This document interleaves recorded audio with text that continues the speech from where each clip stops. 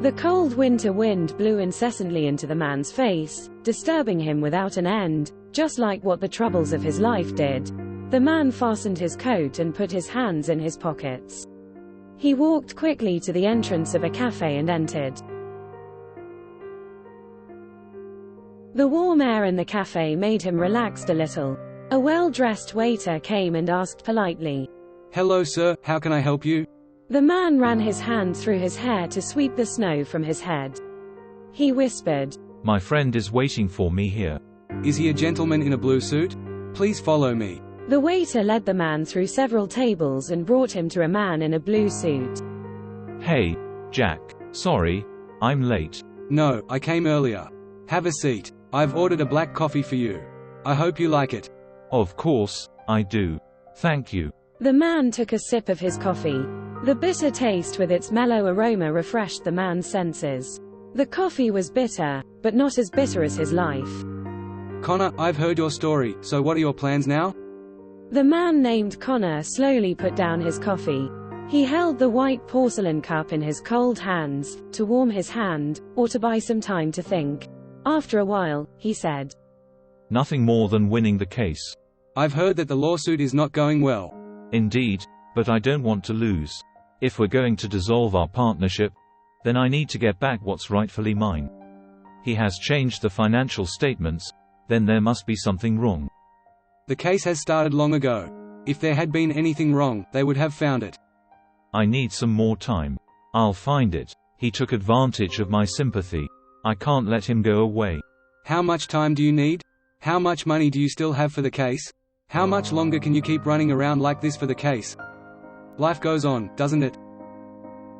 "I know what I'm doing, Jack. Thank you for being warm, but you don't need to worry too much about me." "I'm not here to break your spirit. I want to say that if there's no chance of winning the case, if there's nothing you can do about it, you might want to try something else, if you have faith in me." "What else can I do?" "Do you believe in God?" "Jack, stop telling jokes." "I'm not kidding. Connor, do you know Henry? He just returned from a small town called Vosiden, after losing his business. Things went well for him all in a sudden. He told us that he got a revelation from God." Connor laughed out loud at this nonsense. "Jack, you don't believe that, do you?" "I didn't believe it neither. Now I do believe it after visiting the town. You don't believe it now because you haven't been there. You lose nothing from believing. How long will it take you to make a trip to Vosiden? A weekend at most. Today is Friday. You'll be leaving tonight, and you'll be there early Saturday morning. Then stay there for 2 days and just come back on Sunday night. Just think of it as trying your luck. Ideally, you will get something. Otherwise, you can relax yourself there." Connor was silent. Luck. Perhaps that was what he needed most at the moment. Seeing Connor's hesitation, Jack took a card out of his pocket. "Have a try. When you get there, go to this address, and tell them that I told you to go there." Connor picked up the card and looked at it carefully. It was Jack's own business card. An address in Vosiden and a phone number were written on it, together with the name, Albert Fersang. Connor put the card in his bag. "Thank you." "It's okay. Good luck." "Thank you."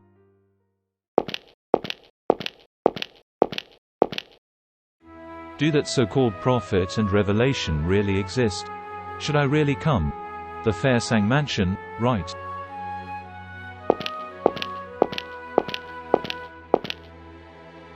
The electronic doorbell simulated the sound of a brass bell ringing once it was pressed.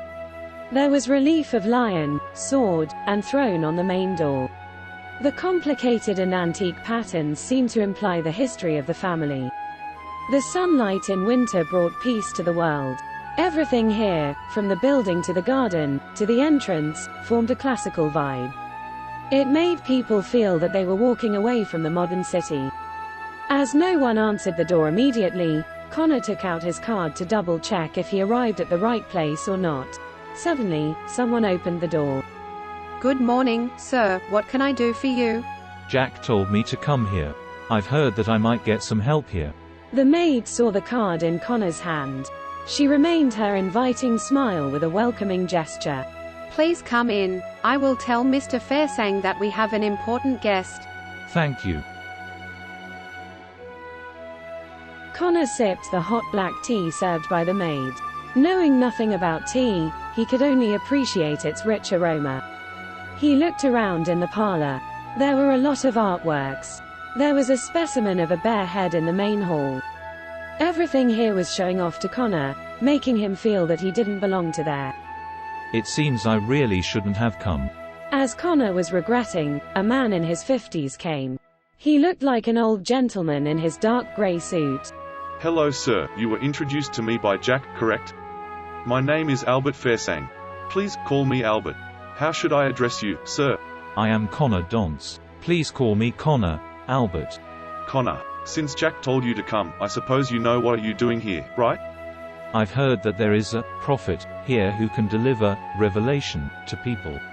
I encountered some problems. I am really desperate because of it. So, Jack introduced you to me. Everyone has their difficult time. I am sorry for your situation, no matter what it is.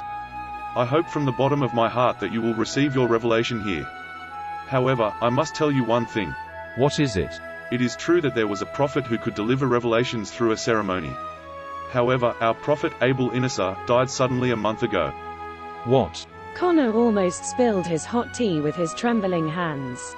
Please calm down, Connor. This does not mean that you would gain nothing from this trip. The prophet's job is to listen to the words of God, to understand it, and to deliver it to the others who do not understand God. If you can understand God's words, you can talk with Him directly too, so that you can get your own revelation.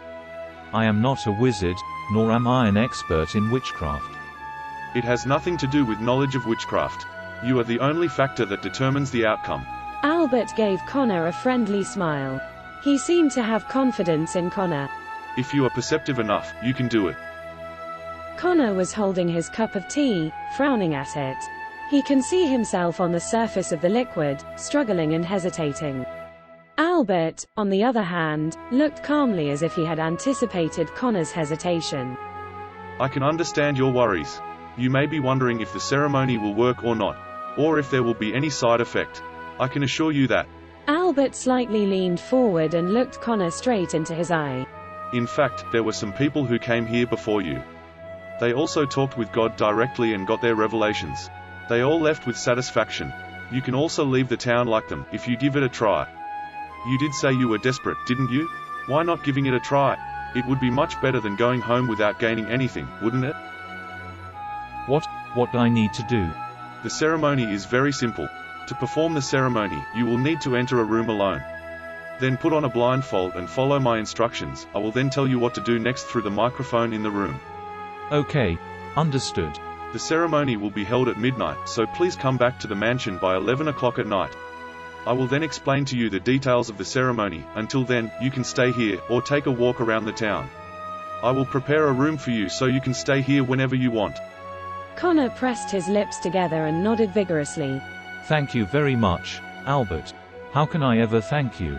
Albert laughed out loud. Am I a man who needs to be rewarded? Thank you. You don't have to say the same thing twice, come on. You've traveled a long way to this town. Do you need something to eat? Or you want to rest first? Yes, actually, I just got off the train and I didn't have breakfast. Good. Would you like to have your breakfast with me? Why not? That would be great. When Connor finished his breakfast in the Fairsang mansion, Albert said that he had work needed to be done and left. After putting his bags in the main hall of the mansion, he decided to make good use of his day, so he took a walk. Enjoying the beautiful view of the remote town, Connor felt peace inside of him that he could even find the cold breeze pleasant. He could almost forget the problems around him and relax for a while. After walking for a morning, he felt hunger. He saw an inn nearby. Thinking that there might be a restaurant inside, he entered the inn. As he went inside, two girls, who looked like university students, came out of the inn. Connor unconsciously looked at the girls. A girl with dark hair and a girl with blonde hair. Noticing the fact that they were being watched, the dark-haired girl quietly looked at Connor and examined him. The two girls went away. Connor soon forgot about them. He took a seat and placed an order. The innkeeper soon delivered his food. He talked to Connor when he was eating. So, you are Mr. Fairsang's guest? Is it normal that information is spread quickly here? This is a small town. Besides, we don't have many visitors here. So, when a few outsiders came here, the big news can go around the town within half a day. Really? There are more visitors here? Just the two girls you just saw and a young man. I think you'll get to know each other soon. Who knows? The boss laughed. Connor couldn't understand why he was laughing in that way. Well, I think you're right. Can I ask you something? Go ahead. I'll answer it if I can. I learned from Albert that Mr. Abel Inisser, the last prophet, passed away a month ago. It was a sudden death. Could you please tell me where is the cemetery, please? I would like to go and see. The boss was stunned, not expecting to hear the name at that moment. Are you going to mourn him? No, I'm just curious. Well, okay. It's on the edge of town. I'll get you a map. The inn had different kinds of guidebooks and maps. The innkeeper soon brought Connor a map and showed him the way. The cemetery was located on the edge of the town. It would cost Connor 45 minutes to get here on foot. After learning the location of the cemetery, Connor thanked the innkeeper and, after a quick lunch, went to the cemetery with a map with him. Go and see what kind of person that prophet was. What a hopeless coward.